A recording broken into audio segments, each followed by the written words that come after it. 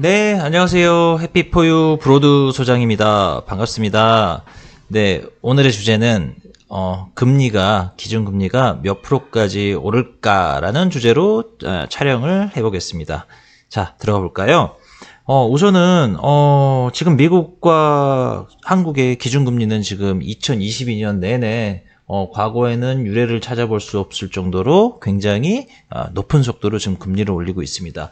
제가 우선 결론부터 말씀드리면 제 생각입니다. 이거는 뭐 전 경제연구소도 아니고 그냥 저는 개인이지만 그냥 저의 그냥 인사이트 개념으로 금리가 어떻게 될지 그냥 여러분께 의견을 그냥 개인적인 의견을 드리는 거고, 뭐 이걸 꼭 맞추니 못 맞추니라를 생각한다기보다도 이 친구는 이렇게 생각하고 있고 이런 부분들은 참고할 만하네 정도로 그냥 생각해 보시면 어떨까 하는 차원에서 녹화를 하는 거니까요. 참고 부탁드리고, 지금 제가 생각하는 그냥 앞으로의 방향성은, 금리는 2023년도에는 결국 지금 미국 금리가 유일하게 지금 한국 금리보다 좀 높아질 것 같고요. 일시적으로.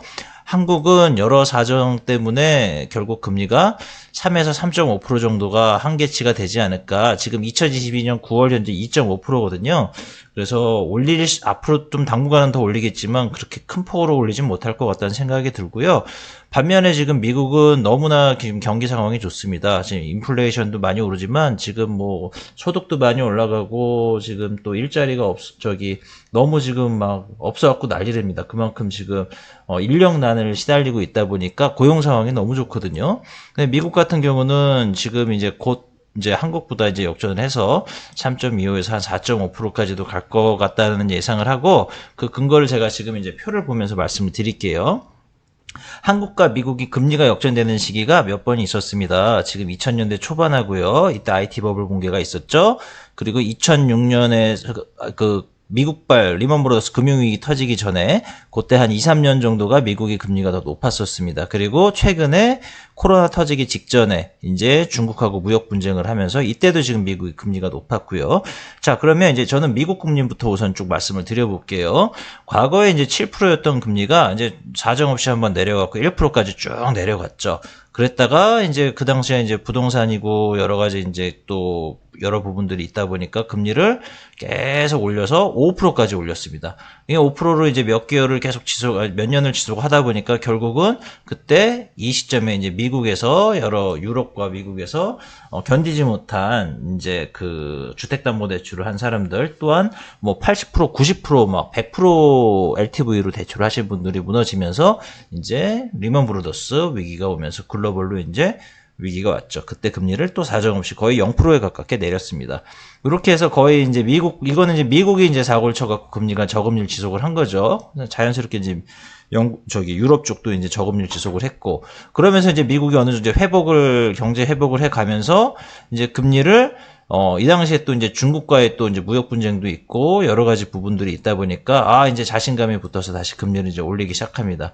2.5%까지 쭉 올리던 게 공교롭게도 이때 코로나가 이제 코비드19가 터지면서 다시 어쩔 수 없이 0%로 내렸죠. 유동성 확장을 위해서.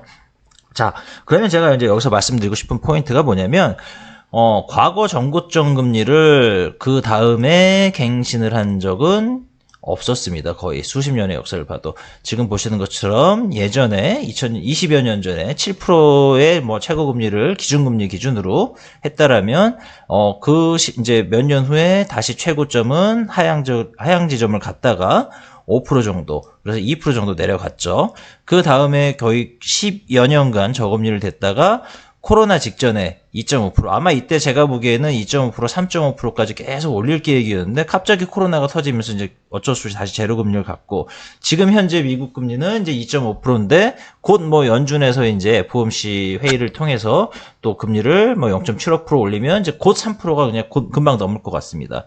제가 보기에는 그래서 2023년도에 미국 금리는 3%에서 4%대까지도 갈 것 같은데, 과거의 전고점이 5%다 보니까 전고점을 넘지 못할 것 같아요. 왜냐하면 예를 들어서 이제 미국의 금리가 3% 그리고 4%대만 하더라도 변동금리로 받으신 분들은, 과거에 제로금리에서 대출을 받은 분들은 그 수준까지 가면 그 이자가 이제 뭐 2배가 아니고 뭐 3배가 될 겁니다. 3배, 4배가 될 거고 견딜 수가 없는 상황이에요.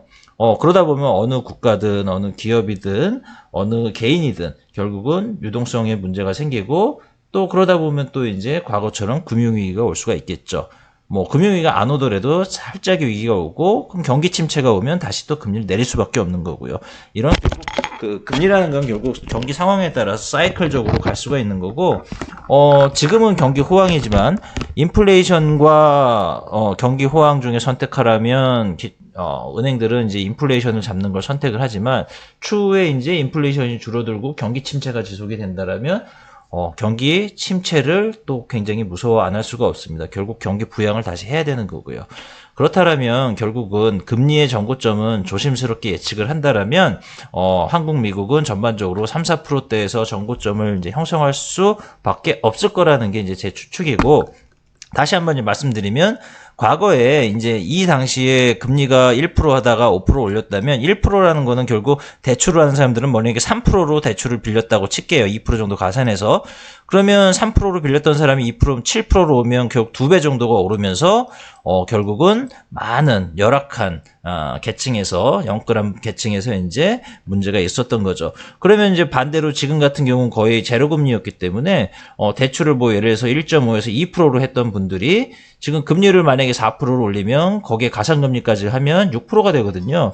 결국 2%가 6%가 된다라는 거는 이 대출 이자가 거의 2배가 아니고 이제 3배까지 되는 거예요. 이거는 엄청난 상승이고 지금 3, 4%가 에게 뭐 2%, 3% 올랐네가 중요한 게 아니고 그러니까 그 원리금 중에 원금 말고 이자로만 따지면 과거 같은 경우에는 뭐 여기서 2배, 뭐 30%, 40%에서 2배까지 올랐다라면 지금 상황에서 3배까지 오르는 거기 때문에 뭐 일부 얘기하는 뭐 기준금리가 5% 될 것 같다, 6% 될 것 같다. 그거는 제가 보기엔 비현실적이고 아마 3, 4% 선에서 결정이 되지 않을까 싶습니다. 그리고 또 그럼에도 불구하고 한국은 뭐 여러 가지 지금 LTV도 어느 정도 좀 안정적으로 지금 대출을 해놨고 여러 가지 또 경기 침체를 또 어느 정도 감은 안 되기 때문에 기준금리를 이제 당분간은 제가 보기엔 미국보다는 좀 낮지만 그래도 어느 정도 따라갈 수밖에 없는데 그 한계선이 3% 초중반이지 않을까 생각이 되고요. 미국은 아마도 3% 중후반에서 4%까지도 갈 수 있고 물론 이제 그 사이에 어느 국가든 기업이든 개인이든 위기가 생기고 경기 침체 위기 신호가 온다라면은 아마 급작스럽게 또 금리를 유지를 하다가 금리를 내리는 상황이 올 수도 있을 것 같습니다. 오늘 말씀드린 부분은 어디까지나 제 사견이니까 개인적인 판단은 본인들이 하시면 될 것 같고요. 오늘 말씀드린 부분들 중에 과거를 통해서 좀 미래를 예측하는 것도 중요한 하나의 중요한 포인트잖아요. 그래서 오늘 내용 좀 도움 조금이라도 되셨으면 하는 바람에서 오늘 녹화했습니다. 네, 감사합니다. 브로드 소장이었습니다.